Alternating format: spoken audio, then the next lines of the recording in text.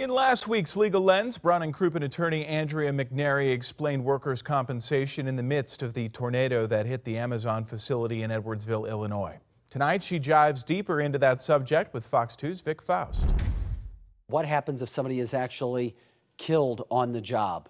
So under workers' compensation, there's something called death benefits. In Missouri, survivors of workers or dependent children are entitled to about 66% of the worker's average weekly wage in the year prior to their death, and funeral expenses up to $5,000. In Illinois, it's about the same, about 66% of the worker's average weekly wage for the prior year, and funeral expenses up to $8,000.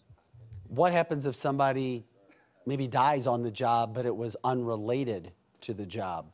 So again, these are the situations that are very complicated. We talked about workers' comp being an exclusive remedy, but there are exceptions to it. One of them is third-party negligence. So for example, say a nurse caretaker is driving a patient to an appointment and they're rear-ended by a semi-truck. Not only would they have a workers' compensation claim, but they also may have a claim against the semi-truck company. Another example of that is conduct of the supervisor or another employee. Sometimes their conduct can be so extreme or so egregious that it takes it out of that exclusive remedy of workers' comp and opens it up to other claims. What about the possibility of something termed, because I've heard this before, this phrase, an act of God?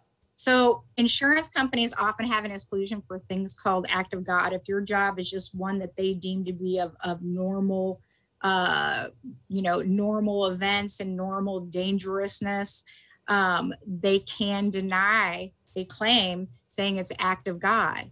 But there's usually huge backlash for that. For example, during the Joplin tornado, an insurance company denied a workers' compensation claim saying it was because of the tornado, but the public outcry was so large that they eventually turned their decision and paid the claim. Vic Faust, Fox 2 News. You can catch the Legal Lens every Wednesday right here on Fox 2 News at 6.